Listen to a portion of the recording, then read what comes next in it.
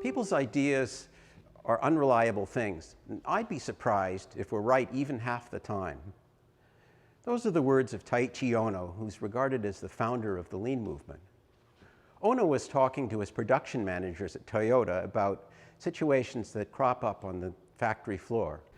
The warning here is that when we arrive at conclusions about things that we haven't actually seen, our odds of getting it right tend to be less than 50-50. Perhaps a lot less. To counter this, Ohno instructed his managers to go out into the workforce as often as possible and to see situations with their own eyes. The words he used to describe that are genshi genbutsu. That's Japanese for go to the source of the problem and find out for yourself, or go and see for short. Now, genshi genbutsu might sound like a sort of a slogan, maybe something you put in a poster or a plaque on the wall.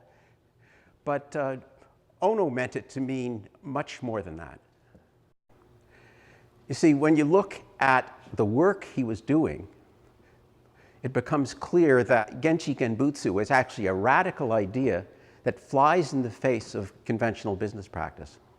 I'd like to illustrate by telling you about an incident that took place in Everett, Washington. This is about a worker named Bob. Bob was an assembler at Electronetics, which is the electrical products division of an organization called the Northwest Center.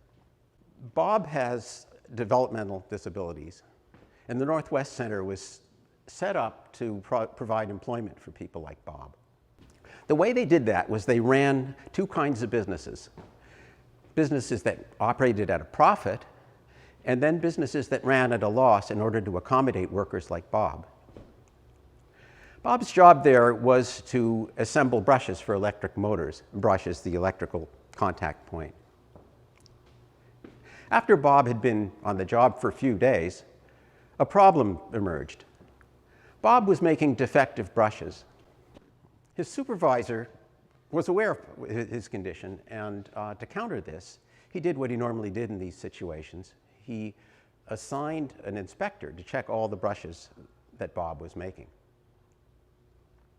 Now, this seemed like a pretty normal solution to everybody there, but it didn't to Mike Quinn, who was the new vice president of manufacturing. Mike, to be clear, was not a social worker. He did not know much about Bob's condition.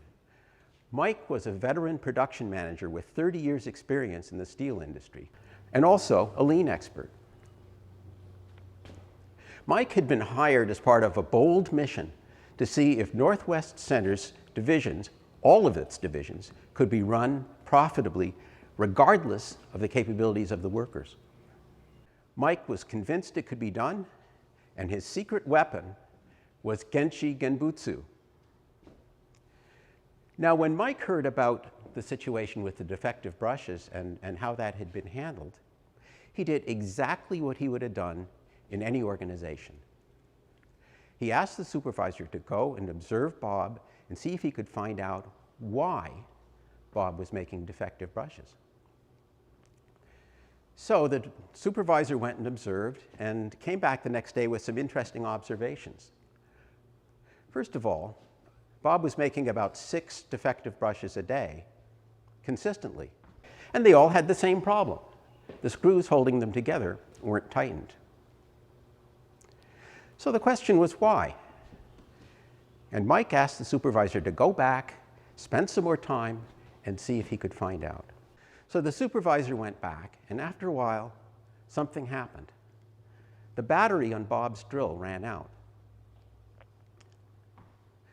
Bob then put down the brush he was working on in the bin and stood there waiting for a job coach to come and replace the batteries on his drill. When Mike heard this, he asked an innocent question. Why couldn't Bob, who got dressed every morning and took a bus into work, change the batteries on his own drill? It turned out that despite the conventional wisdom about his condition, he learned this in a matter of minutes. And when Bob went to work, his defects dropped to 0, and after a few days, his output got to be so high that they had to add a second assembly station behind him to process all the brushes he was completing. Now, this is quite a turnaround, but this wasn't rocket science. There were no theories or methods applied here. All we did is observe. And through the magic of Genchi Genbutsu, we found out that, contrary to our expectations, the problem with the brushes wasn't Bob. The problem was the process. And by fixing the process, we have gotten rid of an inspector, we've allowed Bob to double his productivity, and frankly, we've stopped patronizing Bob. And speaking of patronizing, do you know what they called workers like Bob? They called them clients. Bob's not a client. Bob's a worker who pulls his weight, and the numbers prove it. Hiring Bob is good business. Now, I think everybody here probably agrees that the kind of thinking that originally was applied there is pretty typical of workplaces.